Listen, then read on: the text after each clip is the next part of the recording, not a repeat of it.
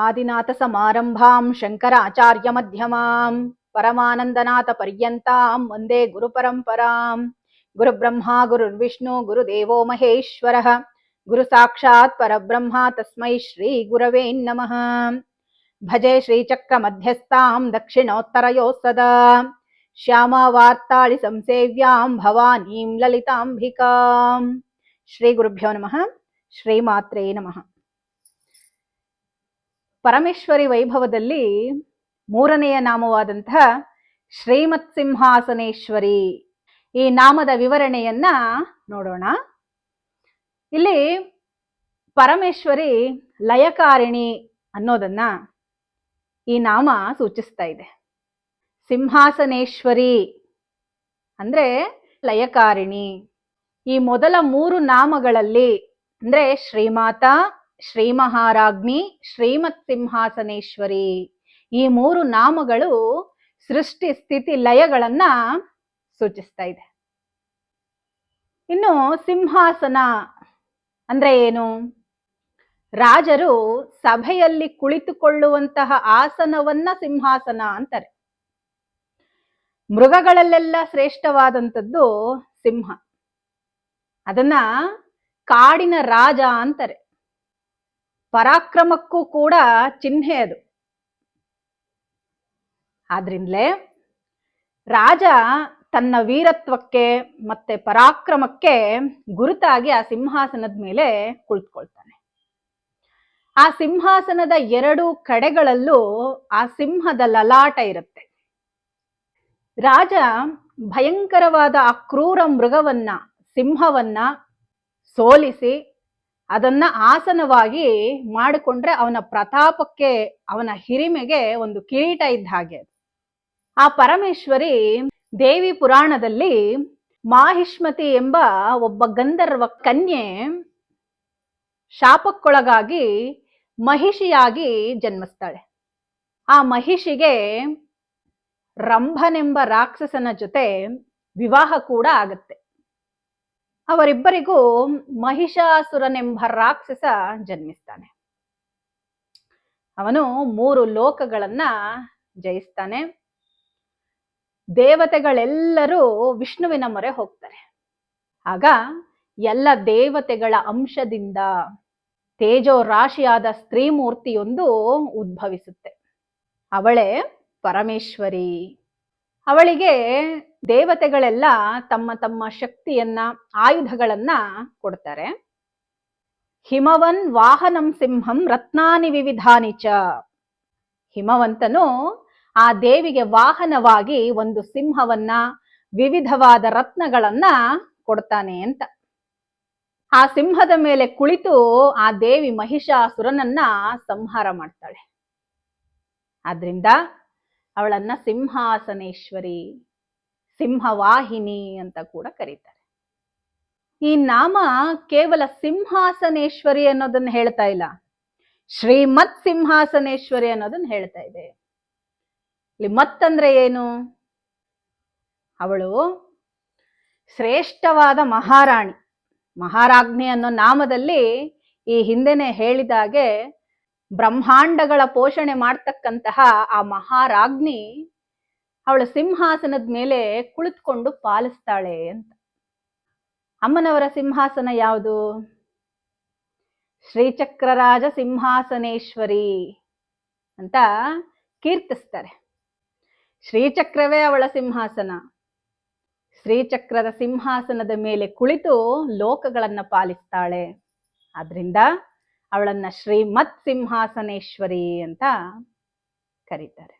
ಅಂದ್ರೆ ಶ್ರೀಚಕ್ರ, ಆ ಶ್ರೀಚಕ್ರದಲ್ಲಿ ಕುಳಿತಿರ್ತಕ್ಕಂಥ ಈಶ್ವರಿಯೇ ಶ್ರೀಮತ್ ಸಿಂಹಾಸನೇಶ್ವರಿ. ಸಿಂಹಾಸನೇಶ್ವರಿ ಎಂಬ ನಾಮದ ವಿಶೇಷಗಳೇನು ಅಂತ ನೋಡಿದ್ರೆ, ಆಸನ ಅಂದ್ರೆ ಕುಳಿತುಕೊಳ್ಳೋ ಅಂತ ಜಾಗ, ಅವಳಿಗಿರುವ ಜಾಗ, ಅವಳಿಗಿರುವ ಸ್ಥಾನವೆಲ್ಲ ಶ್ರೇಷ್ಠವೇ. ಅವಳು ಕುಳಿತುಕೊಂಡ್ರೇನೆ ಅದು ಶ್ರೇಷ್ಠ ಆಗುತ್ತೆ.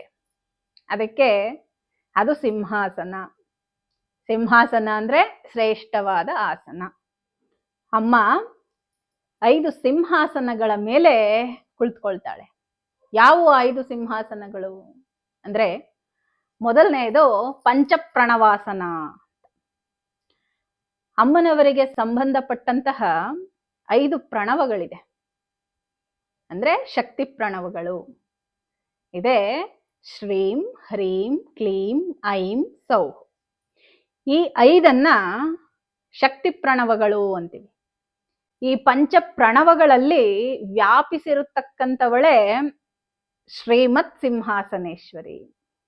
ಇನ್ನು ಎರಡನೆಯದು ಪಂಚ ದಿಗಾಸನ, ಅಂದ್ರೆ ದಿಕ್ಕುಗಳು, 4 ದಿಕ್ಕು, ಊರ್ಧ್ವ ದಿಕ್ಕು. ಈಗ ಅಮ್ಮ ಪರಮಶಿವ ಪರ್ಯಂಕದ ಮೇಲೆ ಕುಳಿತುಕೊಂಡಿರ್ತಾಳೆ. ಅದರ 4 ಕಾಲುಗಳು 4 ದಿಕ್ಕುಗಳಾದ್ರೆ ಆ ಮೇಲಿರ್ತಕ್ಕಂಥ ಸದಾಶಿವನ ಫಲಕ ಏನಿದೆ ಅದು ಊರ್ಧ್ವ ದಿಕ್ಕು. ಇದನ್ನೇ ಪಂಚ ದಿಗಾಸನ ಅಂತ ಹೇಳ್ತಾರೆ. ಇನ್ನು ಪಂಚಭೂತಗಳೆಲ್ಲ ಅವುಗಳ ಲಕ್ಷಣದಿಂದ ಅವು ಕಾರ್ಯವನ್ನ ಸಕ್ರಮವಾಗಿ ನಡೆಸಬೇಕು ಅಂದ್ರೆ ಪರಮೇಶ್ವರಿಯ ಅಧಿಷ್ಠಾನ ಅಲ್ಲಿರ್ಬೇಕು. ಆದ್ರಿಂದ ಪರಮೇಶ್ವರಿಗೆ ಪಂಚಭೂತಗಳು ಕೂಡ ಸಿಂಹಾಸನವೇ. ಅದೇ ರೀತಿ ಪಂಚಬ್ರಹ್ಮಾಸನ. ಯಾರೀ ಪಂಚಬ್ರಹ್ಮರು? ಬ್ರಹ್ಮ, ವಿಷ್ಣು, ರುದ್ರ, ಮಹೇಶ್ವರ, ಸದಾಶಿವ. ಇವರಿಗೆ ಚೈತನ್ಯ ಇಲ್ಲ ಅಂದ್ರೆ ಅವರು ಪಂಚಪ್ರೇತಾಸನ. ಆ ಶ್ರೀಮಾತ ಕುಳಿತುಕೊಂಡ ತಕ್ಷಣವೇ ಅದು ಪಂಚಬ್ರಹ್ಮಾಸನ ಆಗುತ್ತೆ. ಅಂದ್ರೆ ಚೈತನ್ಯ ಶಕ್ತಿ ಆ ಶ್ರೀಮತ್ ಸಿಂಹಾಸನೇಶ್ವರಿ. ಇನ್ನು ಪಂಚಕಳಾಸನ ಅಂದ್ರೆ ನಿವೃತ್ತಿ, ಪ್ರತಿಷ್ಠಾ, ವಿದ್ಯಾ, ಶಾಂತಿ, ಶಾಂತ್ಯತೀತ. ಈ ಕಳೆಗಳ ಬಗ್ಗೆ ಷಡಧ್ವಾತೀತ ರೂಪಿಣಿ ಈ ನಾಮದಲ್ಲಿ ಬರುತ್ತೆ. ಮತ್ತೆ ಈಗ ಒಟ್ಟಾರೆಯಾಗಿ ಪಂಚ ಪ್ರಣವಾಸನ, ಪಂಚ ದಿಗಾಸನ, ಪಂಚಭೂತಾಸನ, ಪಂಚಬ್ರಹ್ಮಾಸನ, ಪಂಚಕಳಾಸನ, ಈ ಪಂಚ ಆಸನಗಳೇ ಸಿಂಹಾಸನಗಳು. ಇವೆಲ್ಲ ಅಮ್ಮ ಕುಳಿತುಕೊಳ್ತಿದ್ದ ಹಾಗೇನೆ ಚೈತನ್ಯವಾಗ್ತವೆ. ಅಂದ್ರೆ ಅವಳು ಇವುಗಳ ಮೇಲೆ ಕುಳಿತುಕೊಂಡು ಚೈತನ್ಯವಂತವಾಗಿಸಿ ಈ ಪ್ರಪಂಚವನ್ನ ನಡೆಸ್ತಾಳೆ. ಅಂದ್ರೆ ಶ್ರೀಮತ್ ಸಿಂಹಾಸನದಲ್ಲಿ ಕುಳಿತು ಪ್ರಪಂಚವನ್ನ ನಡೆಸ್ತಾಳೆ. ಆದ್ದರಿಂದ ಅವಳು ಶ್ರೀಮತ್ ಸಿಂಹಾಸನೇಶ್ವರಿ. ಹೀಗೆ ಪರಮೇಶ್ವರಿ 5 ರೀತಿಯ ಆಸನಗಳನ್ನ ಅಧಿರೋಹಿಸಿರ್ತಾಳೆ. ಆದ್ದರಿಂದ ಇವಳನ್ನ ಶ್ರೀಮತ್ ಸಿಂಹಾಸನೇಶ್ವರಿ ಅಂತ ಹೇಳ್ತೀವಿ ಅಂತ ಗೊತ್ತಾಯ್ತು. ಸಾಧಕರು ಷಟ್ಚಕ್ರಗಳಲ್ಲಿಯೂ ಪರಮೇಶ್ವರಿಯನ್ನ ಪೂಜಿಸ್ತಾರೆ. ಹಾಗೆ ಪೂಜಿಸುವಾಗ ಒಂದೊಂದು ಚಕ್ರದಲ್ಲಿ ಪೂಜಿಸುವವರಿಗೆ ಒಂದೊಂದು ವಿಧದ ಮುಕ್ತಿ ಪ್ರಾಪ್ತಿಯಾಗುತ್ತೆ. ಅವು ಏನು ಅಂದ್ರೆ ಆಧಾರ ಮತ್ತೆ ಸ್ವಾಧಿಷ್ಠಾನಗಳು ಅಂಧಕಾರ ಬಂಧುಗಳು, ಅವುಗಳಿಗೆ ಮುಕ್ತಿ ಅನ್ನೋದು ಇರೋದಿಲ್ಲ. ಇನ್ನು ಮಣಿಪುರ ಚಕ್ರದಲ್ಲಿ ದೇವಿಯನ್ನ ಪರಮೇಶ್ವರಿಯನ್ನ ಆರಾಧನೆ ಮಾಡೋದ್ರಿಂದ ಸಾರ್ಷಿ ರೂಪ ಮುಕ್ತಿ ಸಿಗುತ್ತೆ.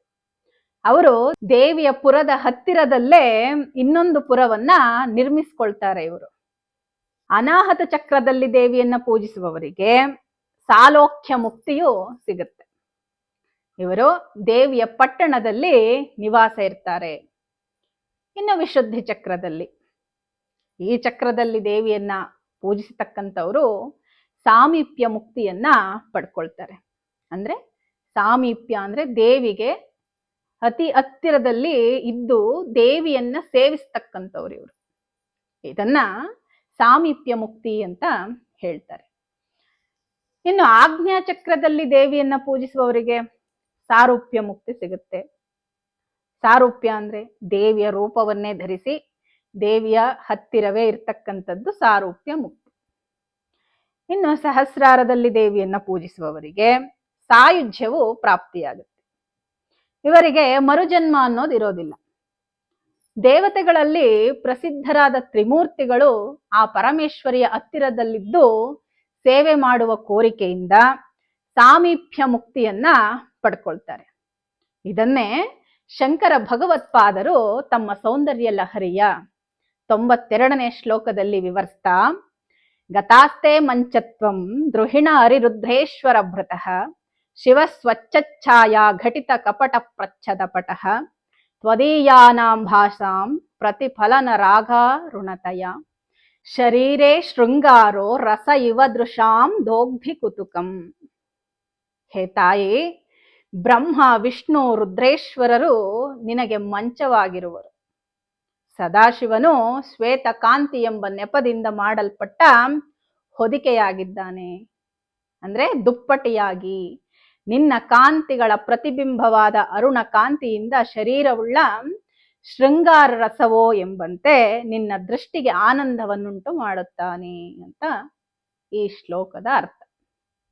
ಅಂತಹ ಪಂಚಬ್ರಹ್ಮರೇ ಪರಮೇಶ್ವರಿಯ ಸಿಂಹಾಸನಕ್ಕೆ ಕೋಲುಗಳಾಗಿದ್ದಾರೆ. ಆದ್ರಿಂದ ಆ ದೇವಿ ಶ್ರೀಮತ್ ಸಿಂಹಾಸನೇಶ್ವರಿ. ಇನ್ನು ಮಹಾಸಿಂಹಾಸನ ಅಂತ ಒಂದು ಮಂತ್ರ ಇದೆ, ಅದನ್ನ ಮಂತ್ರ ರಾಜ ಅಂತಾರೆ. ಆ ಮಂತ್ರವನ್ನ ಅನುಷ್ಠಾನ ಮಾಡಿದವರಿಗೆ ಪ್ರಪಂಚದಲ್ಲಿರುವಂತಹ ಎಲ್ಲಾ ಮಂತ್ರಗಳ ಮೇಲೆ ಅಧಿಕಾರ ಬರುತ್ತೆ ಎನ್ನುವುದು ಒಂದು ವಿಶೇಷ. ಇದು ಉತ್ತರ ದೇಶದಲ್ಲಿ ಬಹಳವಾಗಿ ಪ್ರಚಾರದಲ್ಲಿರುವಂಥದ್ದು. ಈ ಮಂತ್ರಕ್ಕೆ ಅಧಿಷ್ಠಾನ ದೇವತೆ ತ್ರಿಪುರ ಸುಂದರಿನೇ. ಆದ್ರಿಂದ ದೇವಿಯನ್ನ ಶ್ರೀಮತ್ ಸಿಂಹಾಸನೇಶ್ವರಿ ಅಂತ ಕರೀತಾರೆ. ಈ ವಿಧವಾಗಿ ಮೊದಲ 3 ನಾಮಗಳು ತ್ರಿಗುಣ ಸ್ವರೂಪವನ್ನ ಅಂದ್ರೆ ಸೃಷ್ಟಿ ಸ್ಥಿತಿ ಲಯಗಳನ್ನ ಸೂಚಿಸುತ್ತೆ.